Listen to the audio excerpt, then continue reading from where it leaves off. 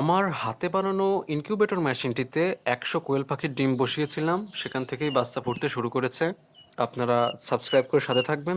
পরবর্তী ভিডিওতে যেন জানিয়ে দিতে পারি কত পার্সেন্টেজ আসছে বা ১০০ ডিমের মধ্যে কতগুলো বাচ্চা ফুটেছে। তো এবার আসি সেই বিষয়ে যেটা নিয়ে আজকের ভিডিও। সেটা হলো আমরা আজকে পরীক্ষা করব যে মেশিনটিতে আমরা যে তাপমাত্রাগুলো শুনে থাকি, অর্থাৎ ডিম ফোটানোর জন্য ৩৭ থেকে ৩৮ ডিগ্রির মধ্যে যে তাপটা রাখতে হয়, সেটা কি আসলেই মুরগির সাথে সামঞ্জস্যপূর্ণ নাকি কোনো আপ ডাউন আছে। তো সেটাই আজকে আমরা দেখব। তো সেটা দেখার জন্য আমি একটা হাইড্রোমিটার নিয়ে নিছি।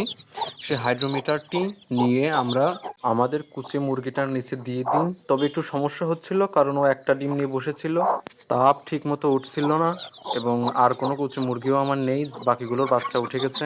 তাই ভাবলাম যে যেহেতু বাচ্চা হ্যাচিংয়ের তাপমাত্রা নিতে পারলাম না, তাই ভাবলাম ব্রুডিংয়ের তাপমাত্রাটাই নিয়ে নিই। তো যেভাবে সেই কাজ, আমাদের যে বাচ্চাওয়ালা মুরগিটা ছিল, ও বাচ্চাগুলোর বয়স সম্ভবত ৪-৫ দিন হয়ে গেছে। তো বাচ্চাগুলো নিয়ে বসেছিল, বাচ্চাগুলো অবশ্য বাইরেই ছিল। তো মেশিন যখন বের করি তখন বাচ্চাগুলো ওর ভিতরে ঢুকে গেছিলো। তো মেশিনটা একদম বাচ্চাদের সাথেই মায়ের একদম পেটের নিচে দেওয়া হয়েছিল। তো বাচ্চারা ছুটে ছুটে বারবার বের হয়ে যাচ্ছিল। এর জন্য ঘরটা দ্রুত বন্ধ করে দিতে হয়। খুলে রাখতে পারিনি, ভিডিও করতে পারিনি। তবে কিছুক্ষণ পর এসে যখন ঘরটা খুলি এবং মেশিনটা বের করি, তখন মেশিনটা দিয়ে খুবই দুর্গন্ধ আসছিল। পরবর্তীতে এটা আবার আমাকে ধুতে হয়েছিল। তবে এই ছিল এর আর্দ্রতা এবং তাপমাত্রা।